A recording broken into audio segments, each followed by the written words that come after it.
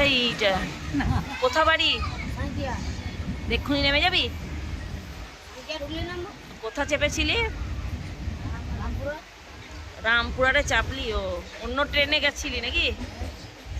আচ্ছা। নমস্কার বন্ধুরা, আবার একটা নতুন ভিডিওতে তোমাদেরকে অনেক অনেক স্বাগত। দেখো আমি মেজদি অভ্র সবাই মিলে যাচ্ছি। কোথায় যাচ্ছি? আমোদপুর, আমার বড় জামাইবু বড় দিদির বাড়িতে। তাই দেখো আমরা রামপুর স্টেশনে চেপেছিলাম, এখন আমরা আমোদপুরে পৌঁছে গেছি। একদম ওইদিকে 15 যে ট্রেনটা ছিল সেখানে আসছিলাম। জামাইবাবুর শরীরটা একটু ভালো ছিল না, তাই দেখতে এসেছিলাম।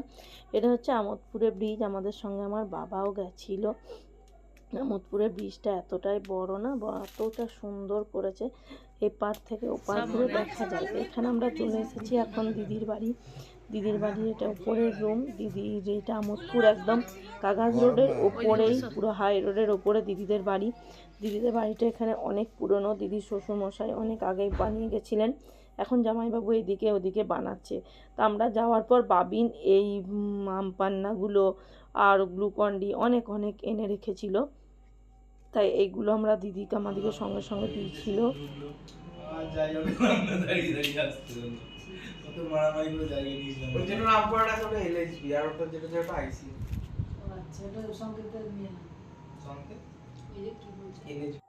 আমরা দুপুরে ট্রেনে গিয়ে বিকেলে চলে এসেছিলাম। তারপরে দিদি নিয়ে চলে এসেছিলো অনেক মিষ্টি, তার সঙ্গে চপ, সিঙ্গারা, নিমকি এসব দিয়ে। আমরা যেহেতু 12টার সময় ভাত খেয়ে গেছিলাম, তাই 4টে-5টার সময় দিদি আমাদেরকে সবাইকে মুড়ি জল খাবার খেতে দিয়ে দিয়েছিল। এবার যে যেমন খেয়েছিল, কেউ মুড়ি খেয়েছিল, কেউ জল খাবার খেয়েছিল। আর আমোদপুরের এই নিমকিটা খুব বিখ্যাত, তার জন্য আমি গেলে জামাইবাবু বিশেষ করে এই নিমকিটা আনে। এখানে বাবা বিকেলবেলায় মুড়ি খেতে বসে পড়েছে, কারণ ভাত খেয়ে গেছিল। হ্যাঁ, কতবার ঘুরবে। ওরা একটু মুড়ি খাবে, বাবিন একটু। বাবিনের রুমে এখানে অনুপম, জামাইবাবু সবাই বসে বসে খাচ্ছিল। আমি এখন বাইরে ছাদে চলে এসেছিলাম একটু ভিডিও করতে, কেননা দিদিদের এই ছাদটা খুব ভালো লাগে দেখতে, চারিদিকে গাড়ি যায়। আর সেদিনকার বিকেলে ওই সূর্যটা পড়ে যাওয়ার পর ওয়েদারটাও কিন্তু অনেকটা সুন্দর হয়ে গেছিলো। তা দেখো আমি এখন এই ওপর থেকে বসে বসে ফটোগুলো তুলছি। তারপরে আমাদের খাওয়া দাওয়ার পর ট্রেনের টাইম হয়ে গেছিলো, এখন আমরা বেরোচ্ছি। এটা হচ্ছে দিদিদের নিচের রুম, আর এটা হচ্ছে দিদির শ্বশুরমশাই। জেঠু খুব ভালো ছিলেন, জেঠু 8-9 বছর হলো জেঠু মারা গেছেন। তা আমরা এখন বাইরে বেরিয়ে গেছি টোটোর জন্য, ওখান থেকে আমরা বড় মা ছোটো মাকে দেখবো। আর এটা হচ্ছে বাবিনের গাড়ি। আমি জুতোটা পরতে ভুলে গেছিলাম, তাই আবার ভেতরে গিয়ে আর একবার জুতোটা পরে বাইরে এলাম। আর দিদিদের বাড়িটা এত সুন্দর লোকেশনে না, মানে পুরো আমোদপুরের হাই রোডের ওপরে, তার জন্য এখান থেকে দেখতেও সব খুব ভালো লাগে। এখানে আমরা টোটোর জন্য বাইরে দাঁড়িয়ে আছি। আমার দিদির ছেলে বাবিন আমাদেরকে চাপাতে যাবে। এখানে জামাইবাবু, দিদি সবাই দাঁড়িয়ে আছে টোটোর জন্য। এখানে দিদিকে আমি বললাম তুই ওপর চলে যা, ওপর থেকে বাই করবো।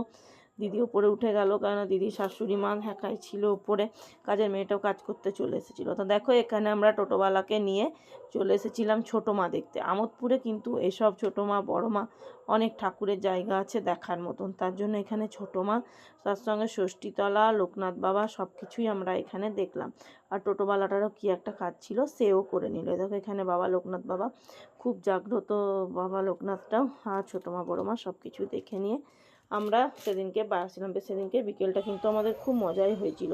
তারপরে চলে এসেছি আমোদপুরের বিখ্যাত বড় মা, যেটা স্টেশনের পাশে। তাই আমোদপুর গিয়েছি, বড় মা ছোটো মা দর্শন না করলে হয়। আমার দিদির ছেলে সমস্ত কিছু আমাদেরকে দর্শন করিয়ে দিয়েছিল। তো এখানে আমরা দেখো বড় মা, এখানে যখন নভেম্বরে কালী পুজো হয় তখন কিন্তু এই পুজোটা হয়। এখানে আমরা এখন বড় মা দেখতে গিয়েছি। তারপর আমি চলে এসেছিলাম, বাবিন অভ্র সবাই এখানে ছিল, প্রণাম করলো। তারপর আমরা এবার পাশ দিয়ে চলে এলাম এইখানটাতে, বাজারের পাশ দিয়ে এই স্টেশন যাওয়ার জন্য। এটা হচ্ছে বড় মার পাশের রাস্তাটা, সেটা দিয়ে স্টেশন খুব কাছে হয়, তার জন্য। আর বিকেলের তখন সবজির দোকানগুলো সব খুলে গেছে, আর আলো একটু একটু জ্বলে গেছে, তাই খুব ভালো লাগছিল কিন্তু বিকেলের ওই ওয়েদারটা, আর বিকেলের ওই দৃশ্যটা। যাই হোক, দেখো আমরা এখন স্টেশনে এসে পৌঁছাচ্ছি। এখানে টিকিট কাটা হয়ে গেছে আমাদের। তারপরে স্টেশনে লাইটগুলো জ্বলে গেছে। আমোদপুর স্টেশনটা এতটাই বড়, এতটাই সুন্দর, দেখতে খুব ভালো লাগে। আর এখানে অভ্র, আমি ভিডিও করছি, অভ্র আমাকে জ্বালাচ্ছে। আর ওখানে বাবিন আর আমার মেজো জেঠিমা বাবা এরা গল্প করছিল। আর অনুপমও গেছিল সঙ্গে।